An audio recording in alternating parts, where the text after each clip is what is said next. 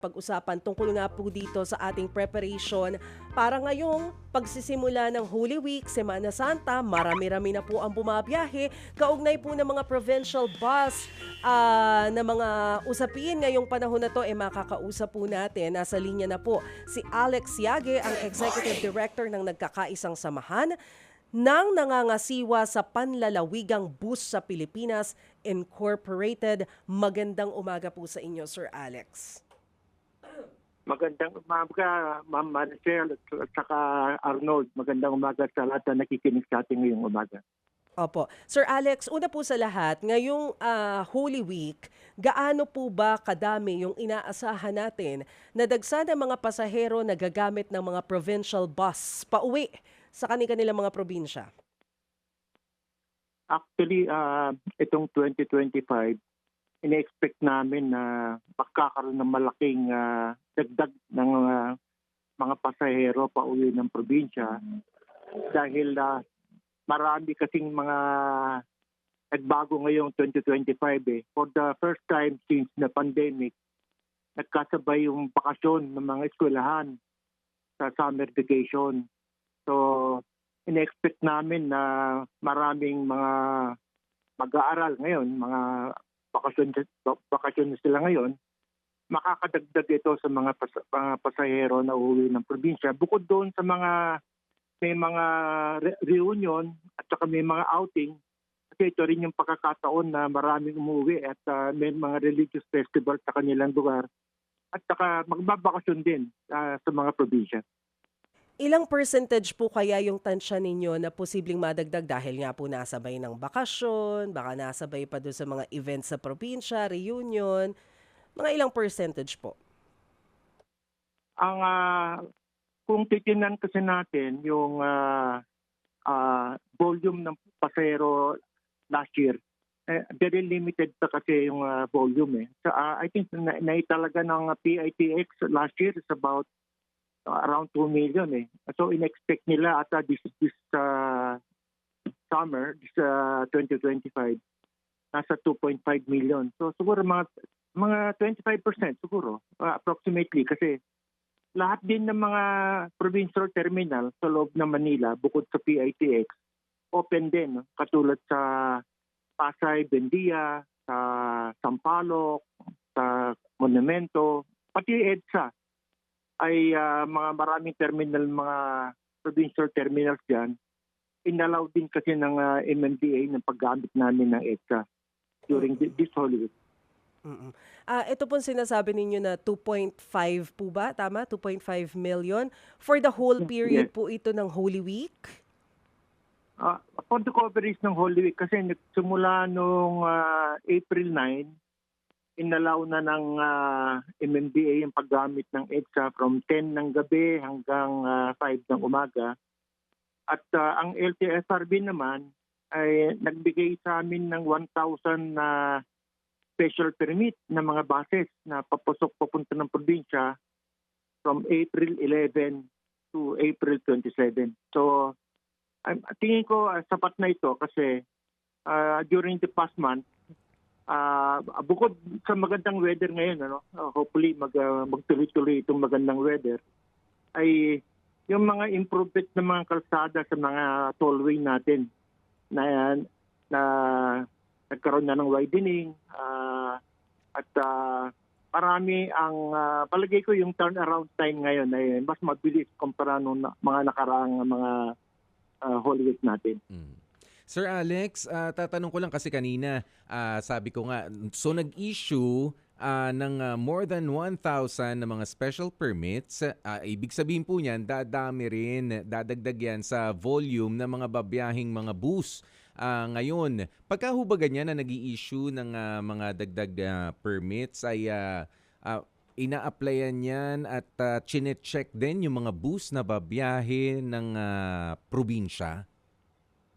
Yung safety nito, yung safety po nila. Tama yun, Arnold. Pag nag-apply ka kasi ng unit na gagamitin mo sa special permit, merong age limit ito eh. So merong yung mga I think 10 years and younger lang ang pwede mong i-apply dito. Hindi yung katulad ng mga 15 years and above, hindi mo na pwedeng may apply ito for special permit. So, limited lang ang volume nito dahil doon lang sa mga bagong unit ang pwedeng mong gamitin para sa special permit. Ayan. Pero saan po ba, Sir Alex, na mga provinces yung nakikita natin na pinakamaraming mga biyahe? Actually, mga 2 weeks before itong particular Holy Week, Holy Monday, no, ang marami nang umuwi dyan na Maricel, yung mga pauwi na malalayong probinsya. Ito yung mga tawid dagat, no. Dalawa yung highway natin na papuntang ayong lugar, no, Visayas, Mindanao. Ang una dyan, yung Eastern Nautical Highway. Ito yung dumadaan ng Bicol, Samar, Leyte at diretso ng Mindanao. Ang pangalawa naman dyan, ito yung Central Nautical Highway. Ito yung dumadaan ng Batangas, Mindoro, diretso ng Aklan, Negros, diretso na dyan Mindanao. So karamihan ng mga malalayong biyahe, ito yung mga tawid dagat, mga 2 to 3 days ang biyahe nito, papuntang lugar na doon. Ito yung mararaming nag-uuwian. Pag malapit na yung Holy Week, siguro starting last Friday, ito naman yung mga nag-uuwian naman, ito yung malalapit. Ito yung mga karatig probinsya ng Metro Manila, katulad na papuntang Quezon, Laguna, Batangas.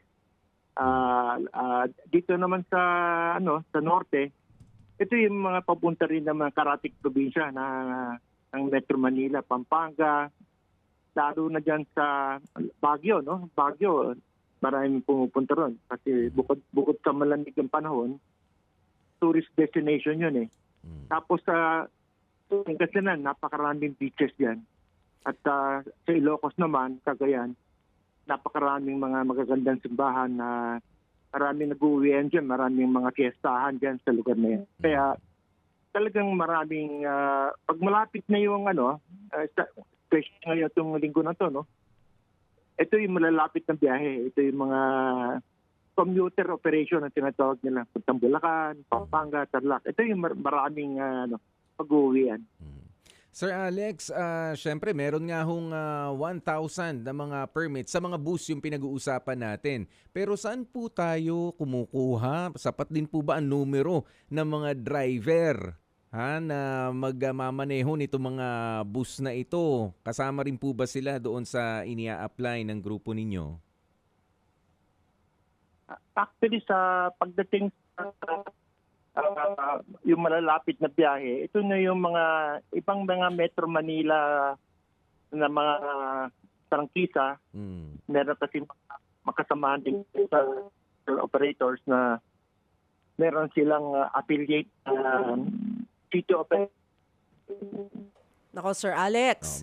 Oo, babalikan natin muna yung si Sir Alex. Ayusin lang muna yung linya ng telepono para mas maintindihan natin. Kasi ang iniisip ko dito, ano kaya yung mga challenges pa na pwede nilang na-anticipate na may experience nila sa biyahe? Kasi yung mga malalayong biyahe, abay, hindi naman biro. Diba? Ayan na. Andito na ulit si Sir Alex Yagi. Oo. Sir Alex, ayun syempre itong tinatanong ko sa inyo kanina, more than 1,000, ibig sabihin hindi naman po sabay-sabayan na maglalabasan, hindi ho ba? Ayan, pero nasisiguro din naman po ba natin na iniiwasan ba ng mga driver natin yung rarakit? Kumbaga bumiyahe doon sa isang grupo o babiyahe dito, baka ho antok-antok yun. Actually, tama yun, Arnold. Kaya yung malalayong mga biyahe, ito yung mga dalawang driver nito Pero ito yung malalapit, ito yung mga commuter, mga 2 hours, 3 hours, 4 hours ang biyahe. Single driver ito So, yung mga ibang Metro Manila operators, city operators, pinapayagan din ito na mag-apply ng permit, special permit papuntang probinsya. Ito, kaya single driver ito. At saka, yung mga rutang pupuntahan ito yung mga hindi mahirap puntahan. Expressway lang ang dadaanan mo at makakarating ka na sa iyong destination. Kaya, hindi mahirap. Kasi 3 to 4 hours lang ang biyahe, 5 hours at the most, no? So, pwedeng single driver ito. So, yung mga existing na city operators, nakakapag-apply naman sila papunta dito sa mga destination na ito. Inaano lang natin dito ha. Linawin lang natin mga single driver, hindi ho ibig sabihin mga binata at mga dalaga lang ang driver. Solo Solo na lang, driver. solo. Oo, solo yan, di ba? Solo driver. Kahit may asawa, magda-drive. Pwede. Oo, pero Sir Alex, nung po mga nakakaraang Semana Santa kasi, ang isa sa mga nagiging problema ng mga bumabiyahe na mga provincial buses ay yung matinding traffic, especially dyan sa may bahagi ng Quezon, yung mga pauwi ng Bicol. So ang nangyayari na iipit na stranded yung mga passengers dito sa mga terminal kasi hindi agad nakakabalik yung mga bus. Eto po ba kasama pa rin dun sa mga hamon na na-anticipate natin this year? Or ano pa po yung inaantabayan na natin, mga pinaghahandaan natin na posibleng mga challenges along the way? Actually, Maricel, maganda kasi yung panahon ngayon. Hindi katulad ng nakaraang Christmas season na tag-ulan, maraming mga kalsada na sira. Pero marami na rin na nakumpunin nila. At ngayon, papuntang Bicol, papuntang Visayas, ang laki na ng improvement ng kalsada. So wala tayong na-expect na traffic issue dyan sa mga kalsada. Mas mabilis ang turnaround natin dahil sa magandang panahon at marami na rin mga kalsada ang naayos na rin. Pero gaano po kadami yung inaalaw natin na mga bitbitin ng mga pasahero na pwedeng ipasok sa provincial bus? Kasi yung nakaraang linggo po, yun pong report ng ating News 5 correspondent na si Gerard de la Peña, pagtambay niya dyan sa PTEX, abay inabot ng 7 cart yung bitbit ng isang pasahero. Abay sana umupa na lang siya ng truck pa uwi sa probinsya, no? Kalahating bus na yun. Oh, grabe, 'di ba? So hanggang gaano karami lang po yung iaalaw natin na isakay sa mga provincial buses? Ito nga yung panawagan natin sa mga pasahero, no? Lahat ng mga major bus companies during the pandemic, naka-develop sila ng panibagong serbisyo.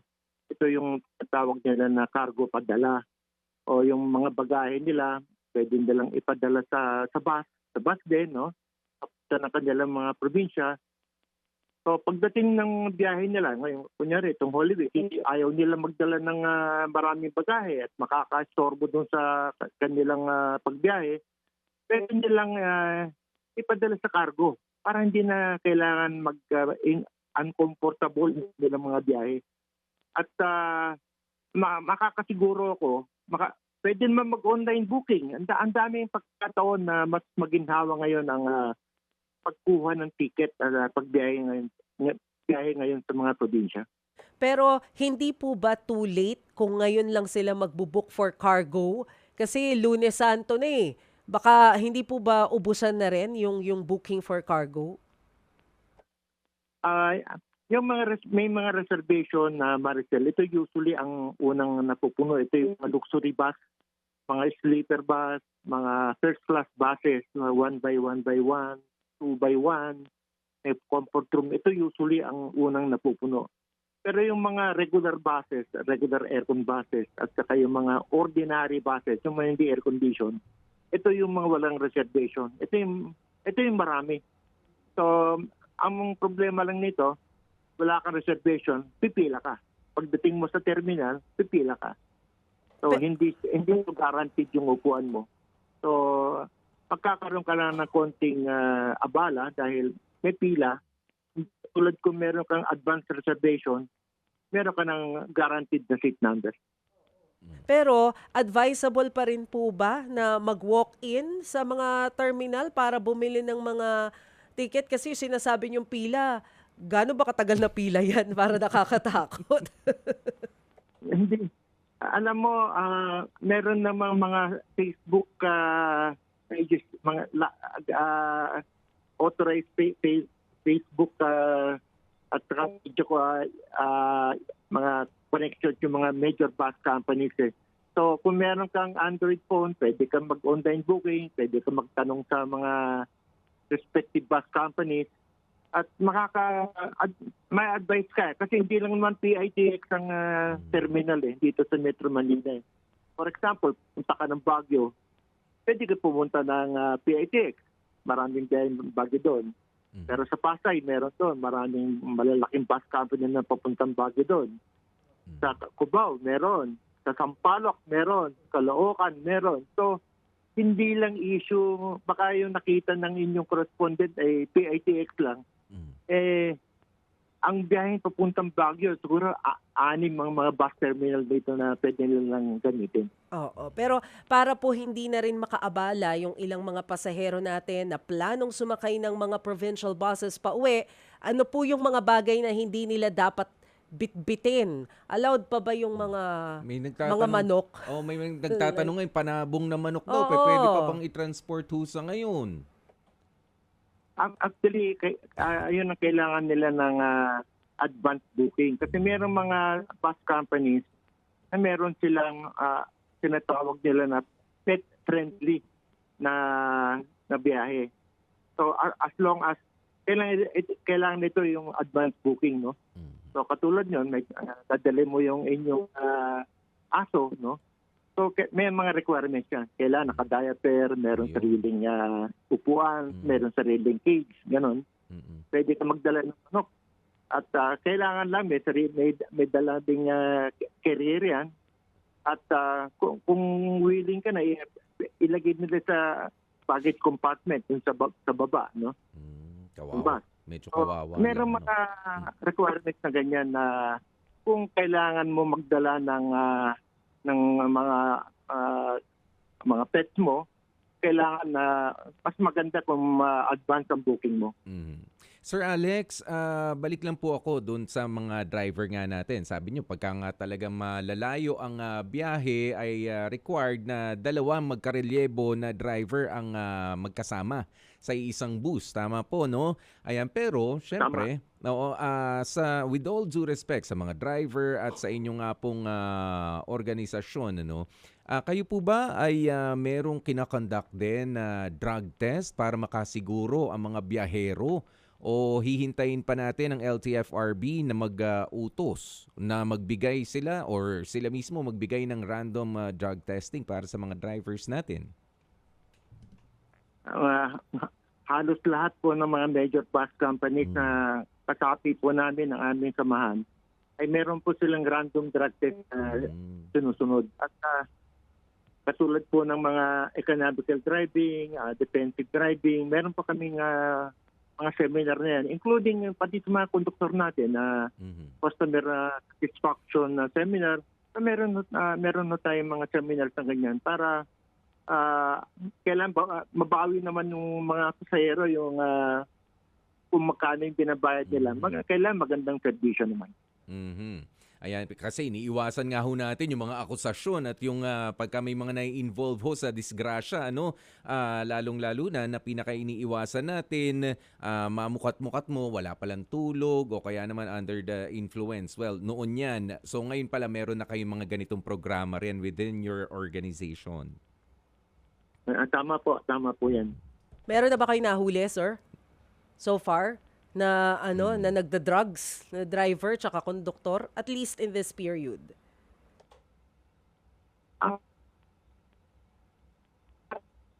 Sir Alex. Sir Alex. Na ano yung Kapit. linya ulit? Oo nga eh. Nawala na. Hindi, panghuli na lang yung gusto ko lang kasi malaman kung meron na ba silang nahuli na driver na nag-positive, and kung nahuli, ano yung next? Yan. What will happen? Kasi importante rin na kung kunyari meron akong kumpanya ng bus na bumabiyahe, tinanggal ko siya sa akin. Pwede ba, baka makalipat naman sa'yo. Makalipat, exactly. Ganun lang, lilipat, tatawid lang siya ng kabilang. Ito na, nagbabalik na sa linya si Sir Alex Yagues. Sir Alex, malinaw na po Hello, ba? yes. Ayan, yun lang po, pahabol po na tanong. Kayo po ba meron ng nahuli doon sa ginagawa ninyo mga random testing na nagpositibo na either driver or konduktor? Usually, ang random drug testing dyan, ang ginagamit, urine test lang eh. So usually pag may nakita kami na nagpa-positive yan, meron naman, hindi naman very rare na meron kami makitang ganyan. Pero pag nakita namin na merong possible na drug use yung driver o conductor, ay sumasailalim pa ito sa blood testing talaga. Ito yung talagang ito yung formal na blood test na kailangan, hindi urine test para matot ito. And once na nag-positive sila, once na hindi mo nag-positive, pwedeng suspendihin ng based on random drug test. Kailangan meron confirmatory blood testing para doon sa drug. opo. And once na nagpositibo rin po sila doon sa confirmatory blood testing na sinasabi po ninyo, ano po yung SOP na gagawin doon sa driver? Suspension po. Ang usually ang first offense po niyan 30 days suspension, and then kailangan mag-submit po siya ng confirmatory drug test uli na siya ay wala na pong cleared na po siya doon sa kanyang drug test na positive. So hindi sila kailangang mag-undergo ng rehab? Kailangan ho silang mag-under na rehab. Kaya nga po mayroong 30 days suspension, pero ang mangyari po na bago natin sila tanggapin ulit, kailan mag-submit sila ng confirmatory drug test na sila ay negative na. Pero bago po kayo mag-hire ng driver, requirement din po yung yung negative na result ng drug test. Kasi yun nga yung concern kanina ni Arnold na baka mamaya Yung dahil nag-a-apply sa nag-positive, akin. nag-apply sa iba. Ganun. Requirement po yun eh. Meron po kayong centralized system, 'di ba, sa organization ninyo na itong si ganito nag-positive, baka mag-apply sa inyo. So, wala naman pong ganoon. Actually, pag merong mga ganyan kasi individual company na lang kasi pagka i-announce namin sa organization, baka yung employee involved magkaroon pa po ng legal issue. So for example, pag nilagay ng driver doon nanggaling sa isang member company, nag-a-apply doon sa another member company, kailangan na due diligence yan. Check mo kung bakit ka tinanggal doon sa pinanggalingan niya. Check and records. Kasi, oo, kasi karamihan sa amin may union may unionize kami.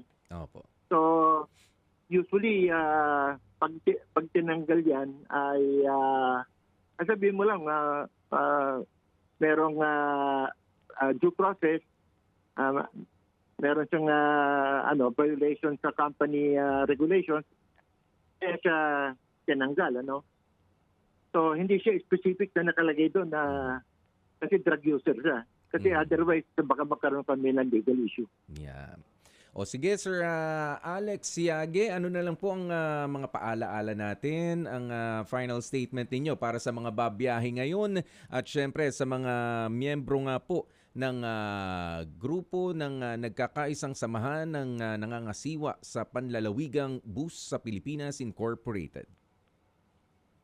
Well, doon sa mga meron ng reservation ticket, travel light tayo, kailangan bigyan natin ng oras kasi bukod sa matraffic sa loob ng Manila from ngayong Monday hanggang Thursday siguro medyo matraffic pa sa loob ng Manila, so bigyan natin ng oras papunta doon sa terminal para magkaroon tayo ng oras, hindi tayo abutin tayo kasi katulad doon sa PITX, limited lang yung loading time doon.